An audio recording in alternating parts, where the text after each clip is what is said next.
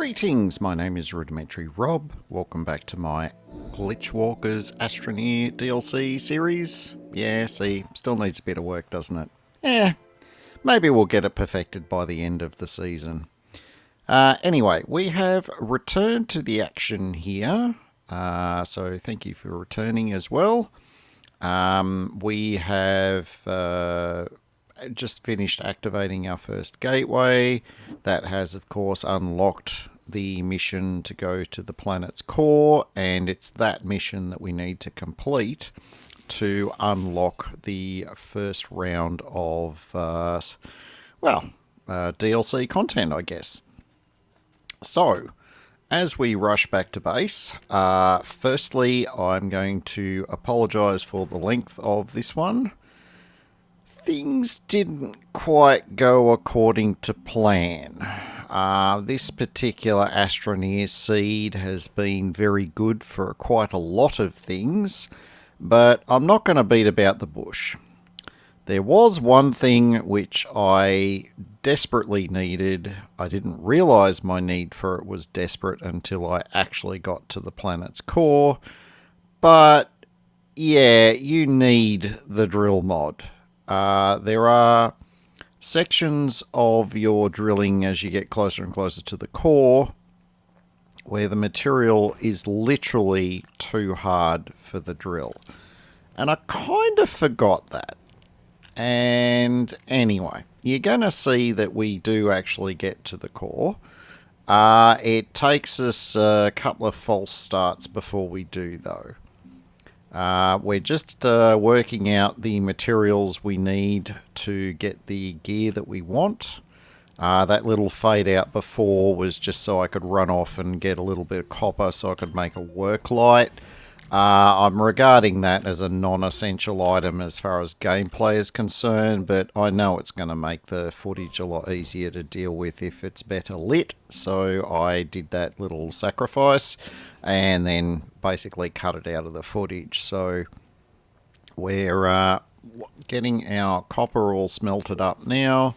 We're making a few items that will benefit us, so boost mod for the drill, a few empty resource containers there. I may have overkilled it very slightly. I did make 3, and I wasn't sure if 3 was going to be enough. As it turns out, I think I may have overkilled it a little bit. I'll let you sort of judge.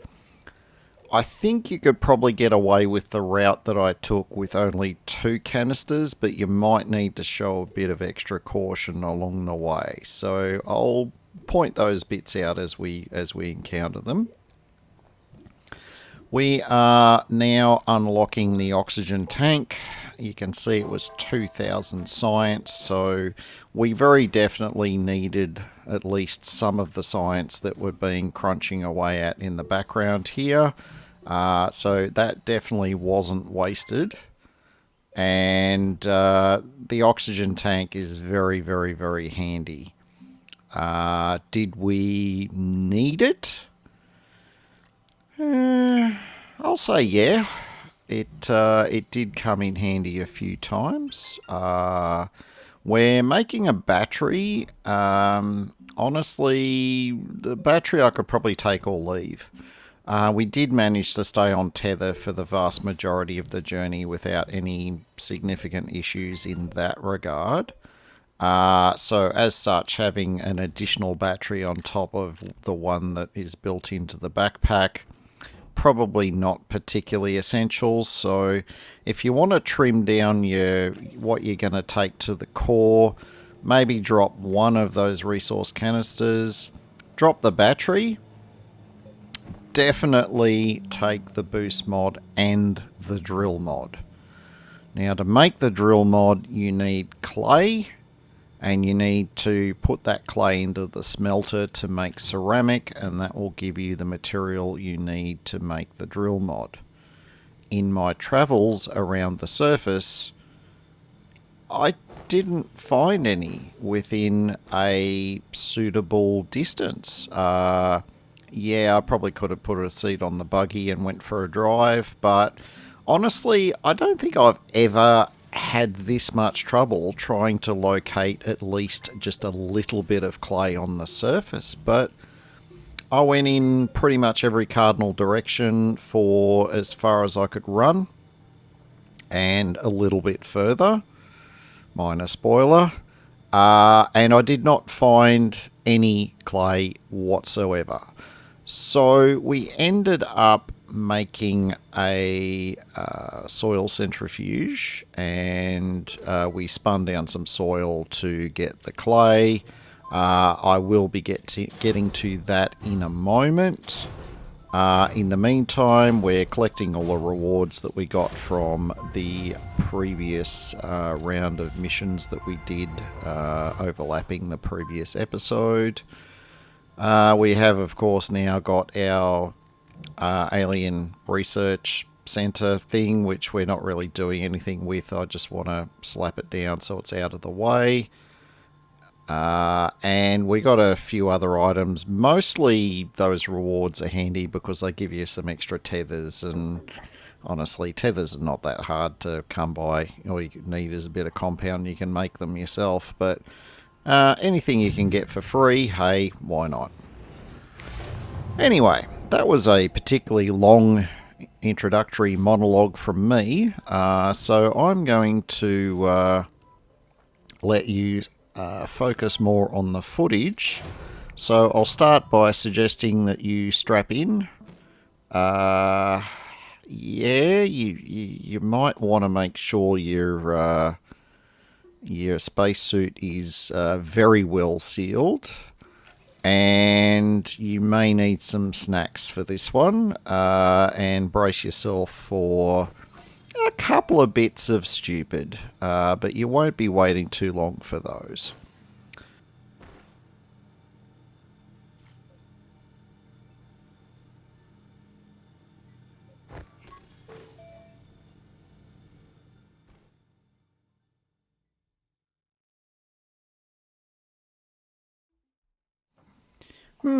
Did someone say stupid? Yes, I did actually, not a few moments ago. And here is a great example of it. I was a bit over enthusiastic in my roaming around looking for clay, and of course I got too far away from a tether. And yeah, if it's worth doing once, it's worth doing twice. So here we go again. I did make a point of, when I realised I was suffering from a bad case of stupid, I did at least turn around and head back towards the nearest tether line, so I was able to recover my backpack in both cases. So, yeah, nothing lost there other than a bit of dignity and some time. So, we are now committing ourselves to heading towards the core. This is our current backpack loadout. As you can see, quite a few tethers. We've got our battery, our oxygen tank, and the 3 canisters, as well as a boost mod. And the power cells, they were just something I randomly picked up and thought, hey, they might come in handy for something, but they didn't. So replace that with basically anything else that you think is useful, and you should be good to go. As I mentioned earlier, a boost mod would... sorry, not a boost mod. A drill mod is essential.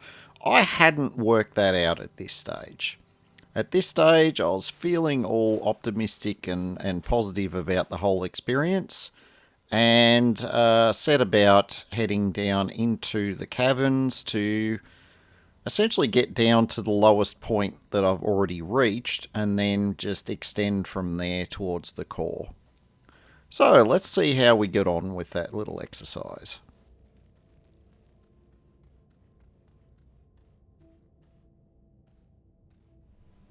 Oh, did I say little exercise? I meant major undertaking. Sorry, just throw that bit of clarification in there for you.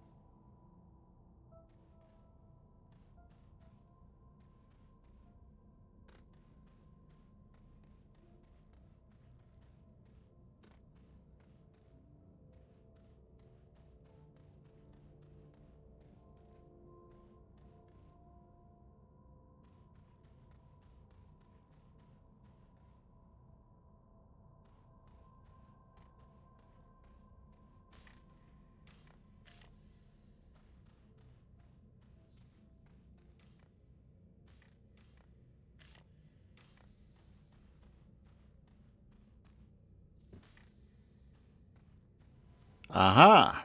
We have found ourselves a way down. Awesome! Yeah, this has got a bit of a Jules Verne sort of journey to the centre of the earth type feel about it. I think the art style and everything for the way the planets are put together is just absolutely awesome in this game.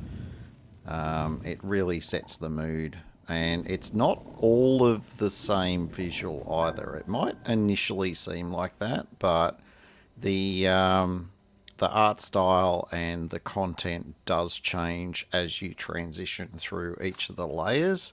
So yeah, keep an eye out for that as we go.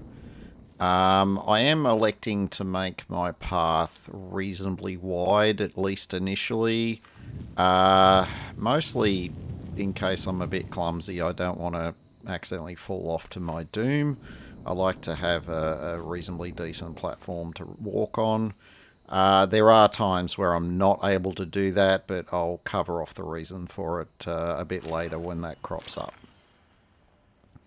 So it's really a rinse repeat exercise at this stage. Yes, I could very easily drill my own hole and work my way down. But I like using the transitions from cavern to cavern because it saves me a bit of time, and they're a bit easier way to get down than just blindly drilling.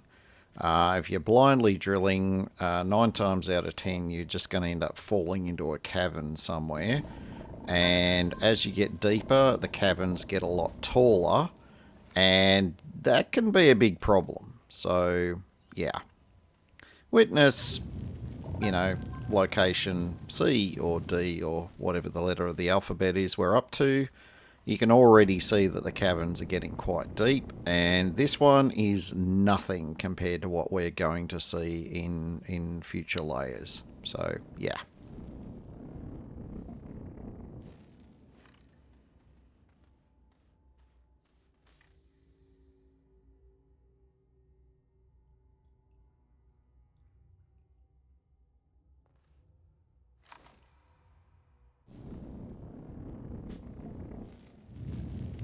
Now, ordinarily, I would stop and explore each of these new layers as I reach them, at least just in the immediate vicinity of wherever I've arrived at. There can be some increasingly better tech the deeper you go, but we're just, doing our little journey to the center of the planet type exercise here. I'm not interested in spending time running around trying to find, generators and batteries and things like that. They're of effectively no use to us at this stage. We just want to get the next mission completed so we can unlock the Glitchwalker content.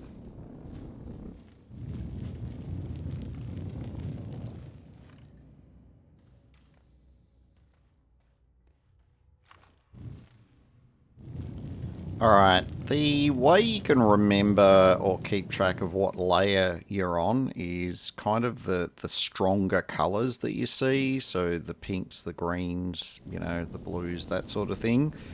Once you get to this particular layer, you're going to find less and less that you're going to get like the cavern hole things that are already there. But as you can see, you don't actually need to dig very far to get down into the next lowest cavern. So from this point forward, I am going to be pretty much creating my own links from, cavern to cavern. And we're going to be doing it as carefully as we can. We were mostly successful. There were a few touch and go moments, but I left all of those in for your amusement and entertainment. So, yeah, you're welcome.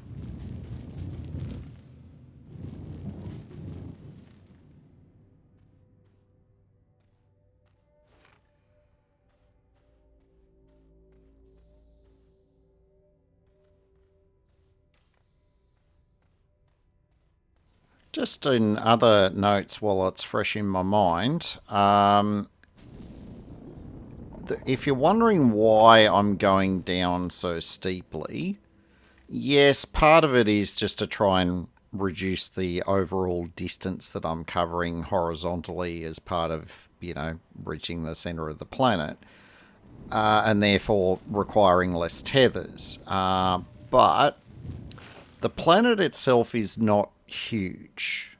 It may feel like it, but trust me, it's the planets in Astroneer are not ginormous. They're quite a sane size in terms of you could run, like, tethers notwithstanding, you could run around the planet in a fairly time efficient period. I don't know how long that would be, probably half an hour or so, maybe. So, being as how we're trying to get to the center of a sphere, if you elect to drill down at, let's say you randomly choose to go down at 45 degrees, because the planet is so small, you're never going to get to the core, because if you maintain that initial 45 degrees, it's going to become shallower and shallower and shallower until eventually you pop out on the surface somewhere, possibly on the other side of the planet. So you've got to constantly, every 3-5 paces, every 2 or 3 tethers in distance, you've got to keep adjusting and making your angle to go more steeply down. And then when that sort of starts to feel like it's not as steep anymore, that's where you start at a steeper angle, and you rinse and repeat that. Now, that wasn't something that I had in my head particularly well when I first started playing Astroneer. In fact, my first trip to the planet core took forever, and honestly, if I went back and had footage and reviewed it, I reckon I probably did close to 3 laps inside the planet before I finally got down to the core, because I was spiraling quite loosely, down and down and down, because I wasn't digging steeply enough. So, yeah, long story short, if you literally do not want to go off on a tangent, little mathematical reference there, make sure you are regularly adjusting the downward angle of your digging. Just an FYI.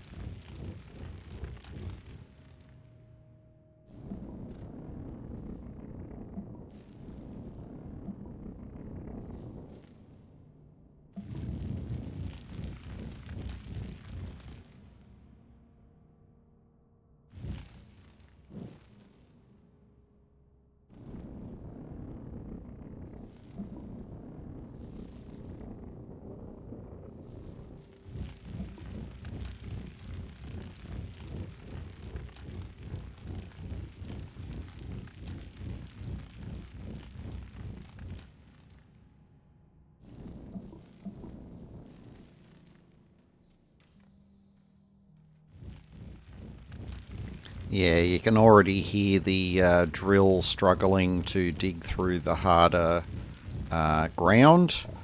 It's not going to get any better from here. However, what is going to get better is the visuals. Now, this is, I guess you could say, the Mushroom Kingdom level, or caverns. And these are scary deep. Now, this is why I'm not persisting with a wider path here, is because I want to make sure I've got enough dirt to be able to build a ramp to reach the floor. Now, this is where I'll just introduce you to what the blue ring around the drill means. The blue part of the ring, and you can see how steeply I'm coming down here, the blue part of the ring tells you how much soil I've got left for doing filling with. And of course, creating the ramp is a filling process, whereas drilling holes in the wall is a collection process as far as soil goes. Now, I did have a minor brown trouser alert moment here with the with that angry little weed on the wall there, but I'd never really noticed before, but there's a maximum range that they have, and I am just outside of that. So, yeah, I can mop a bit of sweat off my brow, and I can get back to the task at hand. Now, we're still not quite down to the, I guess you could say, the floor of this cavern. We're going to keep digging. I'm trying to avoid most of those angry plants, and you can see there's actually at least 2 of them there straight ahead. So not in a hurry to have to deal with those. So we're just going to make a little transition here, and we're just going to start creating the ramp back in the direction we just came from. So we're going to do a little 180. And then we should be able to finish our ramp down to the floor of the cavern. And of course there's another angry plant down there, but it's going to be under our ramp, so we won't have to worry about it.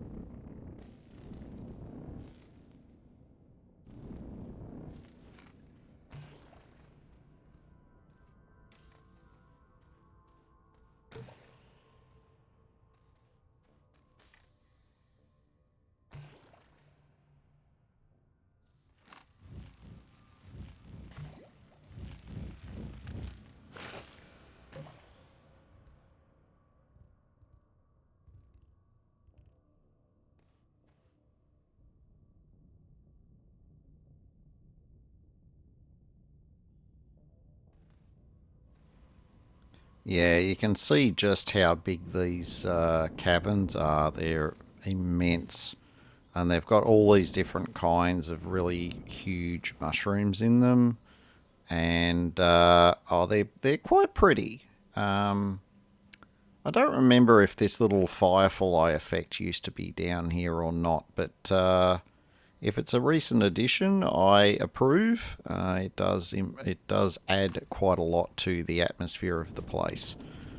There is a lot of other things on this level that are quite useful.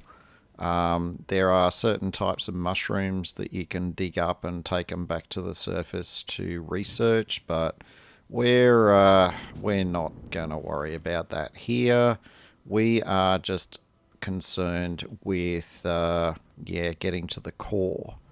Now, for anyone who's been paying very close attention at home, you'll notice that I'm on my last pack of tethers here, and I've only really got 2 left. And I'm looking around here to see if I can find any compound within a useful distance of where I'm at now. Because the alternative is I've got to climb back up. And, yeah, there wasn't. And the funny thing was, at this particular moment when I was recording, I hadn't realised that I'm about to run out of tethers. Yeah, I know. Sometimes it's 6 in the morning and you're just not really paying that much attention. But anyway, we are going to reach the appropriate conclusion here in a minute. I'll go to mash the tether button and nothing will come out, and the so-called penny will drop, and we will then have to deal with our lack of tethers. Now, long story short, there actually isn't any compound within a reasonably accessible distance of where I am now. So we do need to retreat up the ramp a bit. But we don't have to go all the way back to the surface. We did actually pass a couple of lots of compound on our way down, so it's not a huge inconvenience to go back and get some. If you're doing this yourself, it's inevitable that you're probably going to run low or run out of tethers at some point. Even when you reach the core, you're going to want to have a few tethers up your sleeve. So bank on needing to refresh your supply of tethers at some point. So make a mental note of where each of the compounds are as you come down, and whichever's the closest one, that's where you're going to go back to, so that you can, get some more compound, make some more tethers, and continue your journey.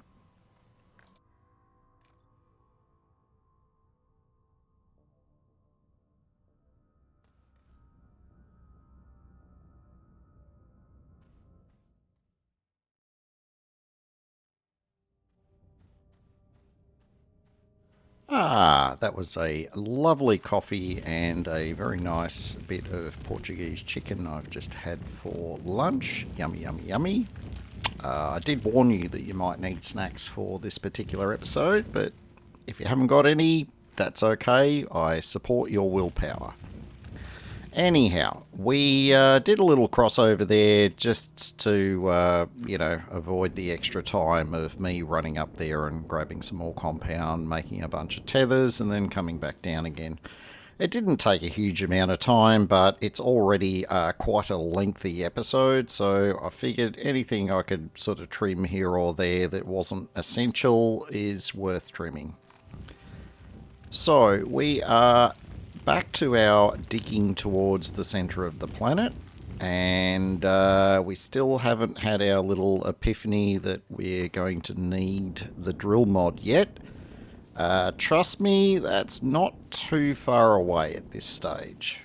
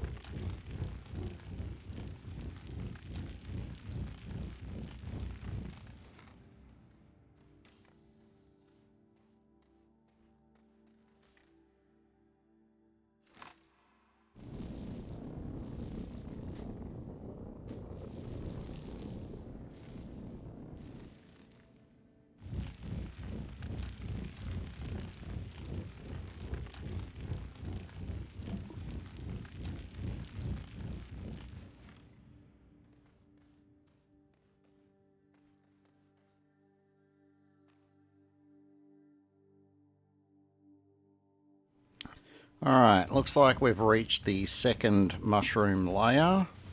It's kind of a bit of a transition point to where we go deeper, and I think we've only got one more layer left before we actually get to the all-important bit where the drill mod is going to make or break the expedition. Now, what you may not notice is, yep, there's a big honking hole there, and that definitely was a brown trouser moment.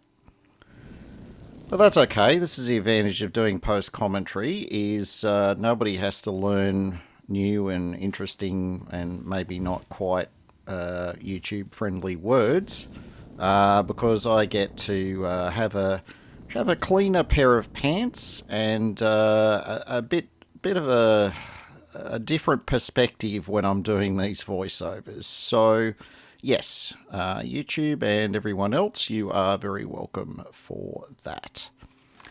Now, we're continuing to dig down. We've got enough soil to make our paths back to being a bit wider again. So we're going to keep doing that. Having a bit of a look around there just to see if there's any angry little plants waiting to zap us, and we seem to be blessedly free of them here, which is a nice change. And we're about to transition to digging through into what will be, I believe, to be the final layer, but we're going to find out shortly.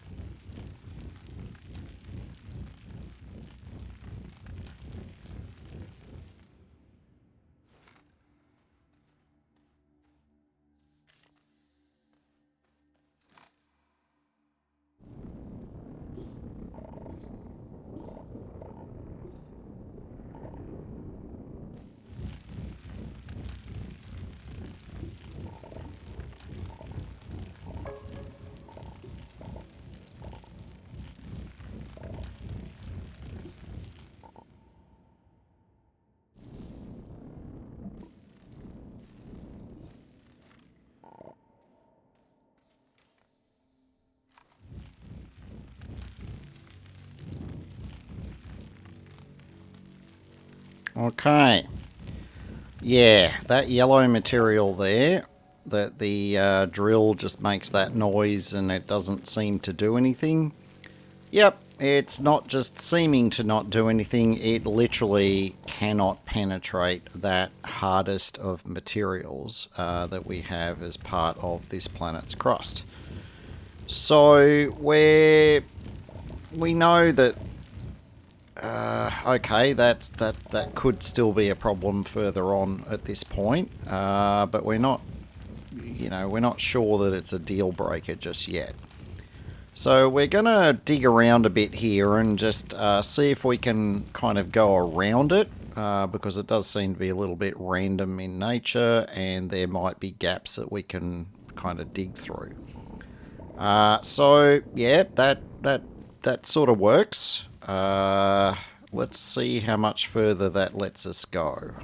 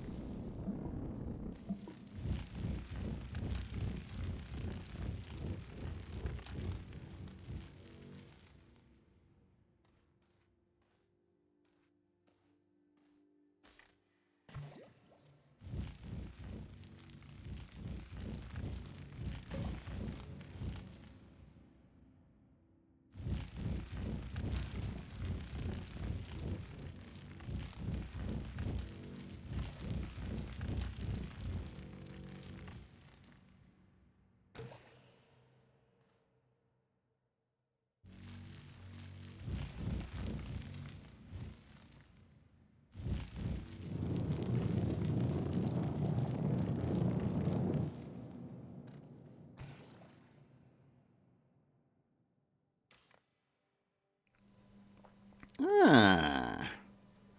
That little neon glowy line thing is an indicator that we are in the final level of the caverns and that we are, I guess you could say, in the core of the planet. But the core of the planet itself is something a little bit different, and that little bit of neon glow down there is an indicator of the sort of thing that we can possibly expect. Yeah, it's a bit of an interesting visual. I'm not going to spoil it just yet. I'll let you guys kind of experience it first before we have a little chat about it. In the meantime, though, we have another one of these catastrophically deep caverns that we need to build a ramp to the bottom of without, well, falling to our death. Minor spoiler, we do actually succeed, but you do need to be super duper careful when you're doing these ramps, especially a narrow one like this. It is very easy to just accidentally, mash forward or run forward or something, and the next thing you know, you're sliding, and yeah, I can't see my house from here. Anyway, we're almost there. And we are very, very close to reaching the conclusion that we very definitely need the drill mod.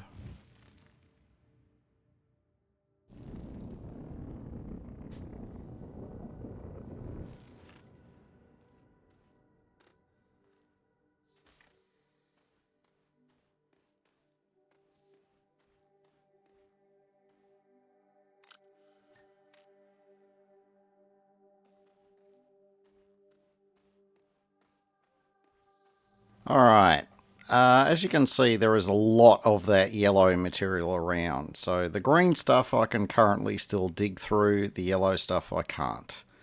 So we are just having a little sticky beak around just to see if there's any other resources we can make use of while we're down here. And we're just cracking out a few more tethers to make sure we've got enough for the next step. Yeah, no, there's not really anything particularly useful down here for us. We do stop to get a little bit of free science there, but essentially we're just stuck to either go back or move forward. So we're going to move forward. Now, this big dark thing with the neon highlight around the outside has its own gravity, so you do need to be a little bit careful around it, because if you slip onto it, yeah, you're gonna potentially need to be able to build a bridge to get off it, and I'm gonna kind of demonstrate this in a moment. But first, we have gone back up and grabbed our quartz. Yes, we managed to come all this way without the quartz that we actually need to unlock the planet's core. Now, that's a bit of a spoiler, but I think most of you would agree if you've come all the way to the core without knowing what you need to unlock the core, it's a bit of a journey to get back again. So, FYI, each of the planet cores, they don't use energy to unlock them. They use a material of some sort. So in this case, it's quartz. And so we've brought two, and I will demonstrate why I've got two, but technically you only need the one. Now, we're demonstrating how the weird gravity of this dark, I don't know, obelisk, I guess you could call it, works. And you can see I'm running around kind of perpendicular to the regular gravity at the moment. And if I get far enough away from this thing, it will revert me to the normal gravity that is everywhere else. But for the moment, we're doing a bit of a lap to see if we have anywhere that we can dig through where it's just the green material. But as you've seen, there might be a bit of green, but I end up digging it away and I'm presented with just yellow. which we've already established is too hard for this drill to work through. So, yeah, this is where the penny has dropped. And I've realised that even though technically you can unlock this mission without ever making the boost mod or the drill mod, you really need the drill mod at least to be able to get to the planet's core. Like, you might get lucky sometimes and there might be a channel through that you can drill through with the regular drill. But honestly, it's probably not worth the chance. So this is where I've indicated earlier, I've warped us back to the surface again. And we are cranking, like we had to, and there's some irony in this, but we had to manually unlock the soil centrifuge, which is the spinny thing that you can see there on the edge of screen. You put in some dirt until it's full, and then you choose the material that you want to get out of the soil that you're going to spin up. So I chose clay, and out of the amount that I had in there, I got the amount of clay that I just pulled out. I'm electing to smelt, or I have elected to smelt one, actually I think I did two, but I grabbed the first piece and turned that into a drill mod.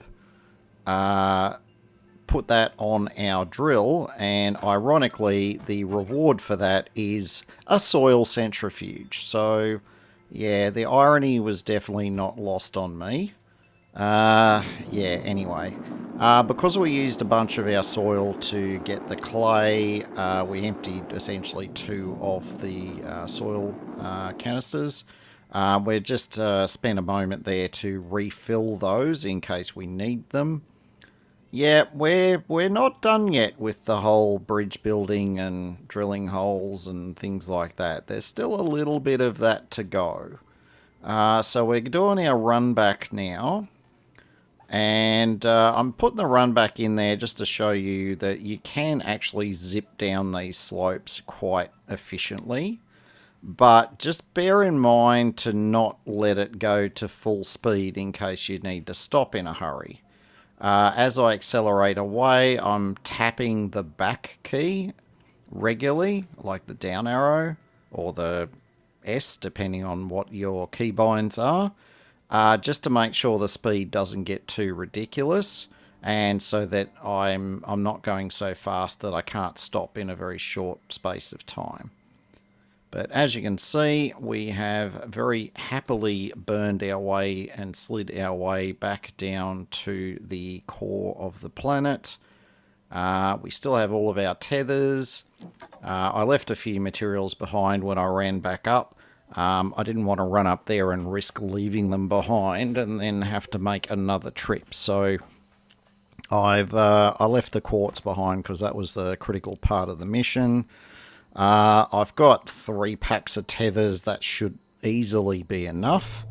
If it isn't, I've got some spares there I can come back for.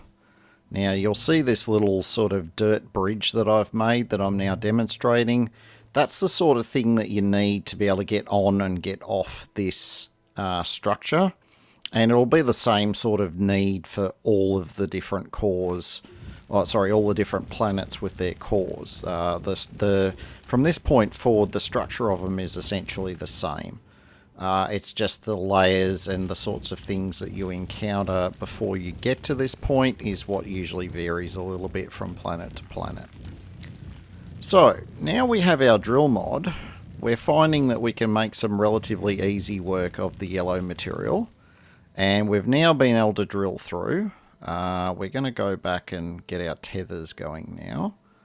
And then we're going to push on into the core. Now, your tethers don't react well to this different gravity that's here. They seem to only observe the planet's actual gravity. So there will be times where they won't know which way to go. Well, you won't know which way they're going to go. You've just got to watch them. You've got to try and pick them up before they roll away, and then anchor them to whatever surface you're on. If you do it nice and slow and steady like I am, you're not going to have any issues.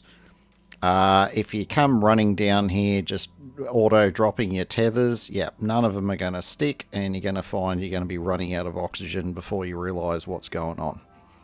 So slow and steady definitely wins the race here.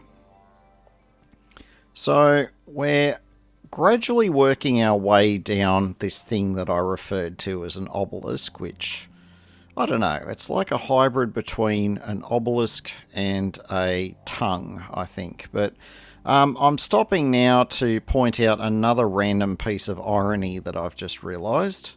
Yeah, there's a whole bunch of quartz on that inner surface that I could have just as easily mined, and it would have saved me a whole trip back to the surface. But coulda, shoulda, woulda, didn't. We're just going to move on from that. We're going to very, very slowly work our way to the end of this, because this is not connected to that odd-looking sphere sort of structure that's in front of us. We will actually transition to the sphere's gravity, which is, I guess you could say, it's back to the planet's gravity at that point.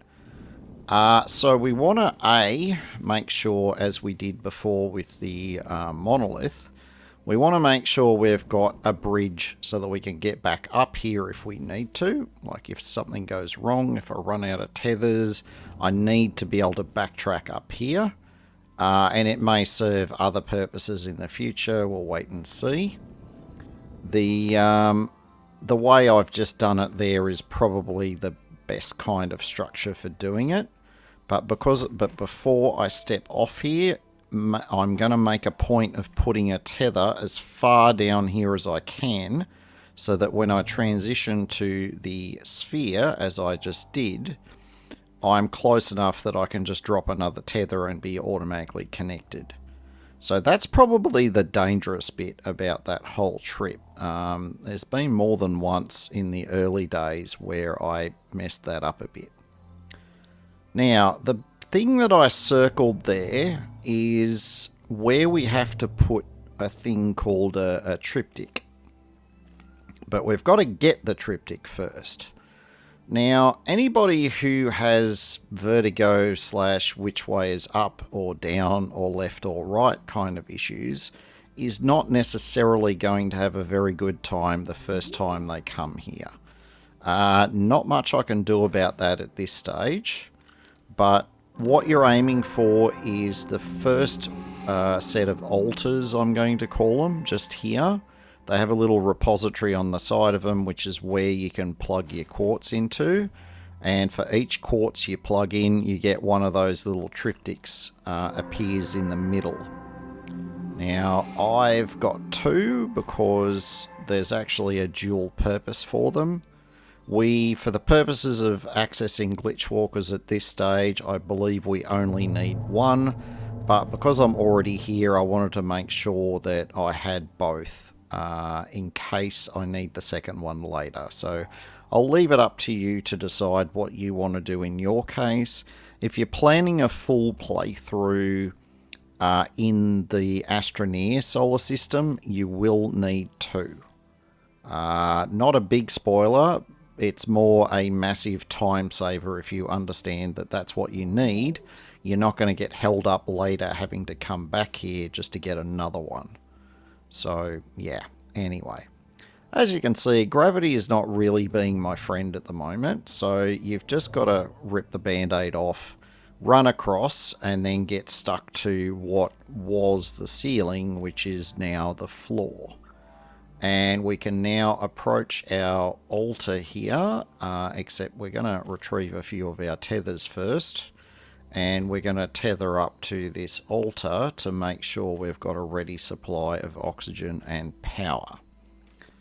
Now, this particular altar actually functions the same as the ones in the middle of the gateways. And clipping that triptych into it is how we activate the core and therefore the teleporter in the middle of the planet. Now, I was going to end the episode there, which is why I did my little wave, But then I thought, I don't actually need to run out. I can just teleport back. So that's what we're going to do. We're going to teleport back to the surface, to our one activated gateway, which is a modest jog from our base. Here we go. We've just arrived. We know that we've got our little generators and tethers not very far away, so we can safely get ourselves back on the oxygen line. And we're just going to have a little quick run back here to our base. Now, I've looked at those ammonia deposits half a dozen times, thinking I should mine some of that. Yeah. Anyway, it's close to the base, so we're not going to obsess too heavily over that at this stage. We're running all the way back to base, and what we are going to be doing is handing in this mission. Actually, I think I have more than one mission to hand in at this stage, but we're going to hand them all in, and that should then show us as now being able to access the Glitchwalkers DLC.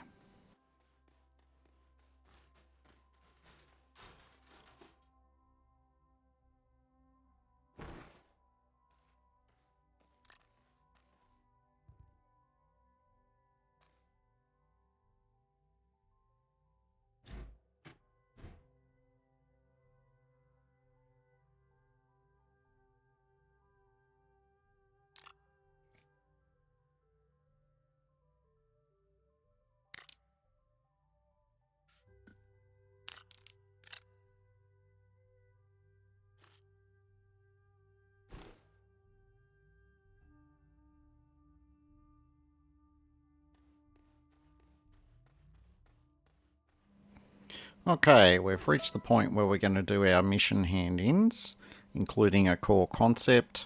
I've just done a little crop and zoom here just so you can read the text more easily. And Is This Thing On is the first actual DLC mission. It's got a really hard objective. I won't distract you too much with comedy, but essentially, ignore my scrolling there just to make sure there wasn't anything I missed from that other mission. But essentially, he's just trying to communicate with us. And so we've just got to read the text and then hit the mission, like the interact green button. And so we find that we're actually inside a simulation of sorts, and that our buddy outside is aware that there is a problem, and there's this hacker guy called Blitz, or however you want to pronounce that, has got in here and they've started messing with stuff. And no prize for guessing. Because we're in here, we are now automatically the heroic protagonist that's going to get to the bottom of this dastardly deed. And so, consequently, after a bit of a briefing, we get allocated some hardware and we get sent on a mission. Now, the mission, and pretty much from this point on, I'm in completely unknown territory, so please, for the moment, don't post any spoilers. But it looks like we don't get to leave this solar system just yet. We've actually got to do some research in this solar system. I was thinking, just by going to the core of the planet, that this gateway or whatever would appear and then I would go instantly into the DLC space, but that is not the case. We've actually got to, looks like we've got to do a bit of research before we can, I guess we've got to pin down the coordinates for how to get to where this guy is. And I mean, that makes a lot of sense from a story standpoint, and, good on you for that side of it, instead of just hitting a go here button. So that's pretty much where it's at. From this point forward, we now have storms available on every other planet except Sylvia. or Silver. I keep saying Sylvia for some reason. Everywhere else except Silver, and as such, we're going to need to go to another planet in order to advance this storyline. So it might be just as well I've been doing a bit of research in the background. Anyhow, this is the end of the episode. I want to thank you for watching. If you aren't already subscribed, please consider subscribing down below.